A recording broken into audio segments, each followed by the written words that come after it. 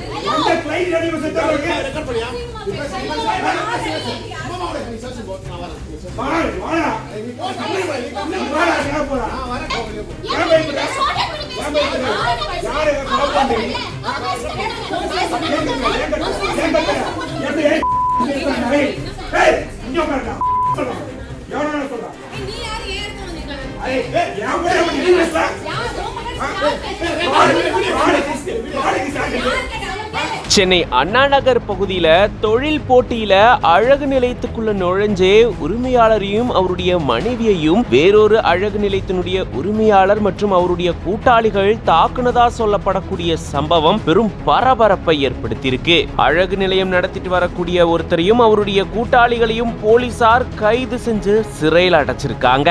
சென்னை அண்ணா நகர் சாந்தி colony பகுதியை சேர்ந்தவர் location. இவரு அதே பகுதியில அழகு நிலையத்தை நடத்திட்டு வராரு. மத்த பியூட்டி பார்லரை கம்பேர் பண்ணும்போது இவர் பாத்தீங்கன்னா அதிக ஆஃபர்ஸ் கொடுத்துட்டு வந்திருக்காராம். அது மட்டும் இல்லாம விலை குறைவாகவும் இவருடைய சேவைகளை செஞ்சுட்டு வராராம். இதனால மத்த அழகு நிலையங்களுக்கு பாதிப்பு ஏற்பட்டுட்டு வருது அப்படின்னு சொல்லி சுத்திலும் இருக்கக்கூடிய அழகு நிலைய உரிமையாளர்கள் இவருக்கு அதிக அளவுல அழுத்தம் கொடுத்ததா கூறப்படுது. பணத்தை உயர்த்தணும் அப்படின்னு சொல்லி ஆஃபர்கள் வழங்கக்கூடாது அப்படின்னு சொல்லி தொடர்ச்சியா இவருக்கு அழுத்தங்கள் வந்ததா கூறப்படுது. இந்த நிலையில தான் மற்றொரு பகுதியில கடை நடத்திட்டு வரக்கூடிய ஷாம்குமார் அப்படின்றவரு இவருடைய அழகு நிலையத்துக்கு வந்து இவரையும் இவருடைய மனைவியையும் தாக்க முயற்சி செஞ்சதா கூறப்படுது. ஷாம்குமாரும் அவருடைய கூட்டாளிகளும் இவங்களுடைய அழகு நிலையத்துக்கு வந்து லோகேஷனையும் அவருடைய மனைவியையும் தாக்குனதா கூறப்படுது. படுகாயமடைஞ்ச இவங்க ரெண்டு பேரும் கீழ்ப்பாக்கம் அரசு மருத்துவமனையில அனுமதிக்கப்பட்டிருக்காங்க.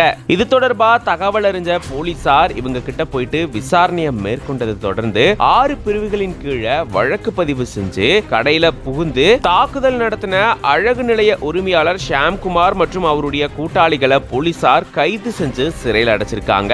மேலும் 3 பேரை தேடிட்டு வராங்க. இந்த சம்பவத்தால அண்ணா நகர் சாந்தி காலனி பகுதியில பெரும் பரபரப்பு ஏற்பட்டிருக்கு. JMN College of Arts and Science Chennai. Join BCom, BCA, BSc Data Science and more. Apply today.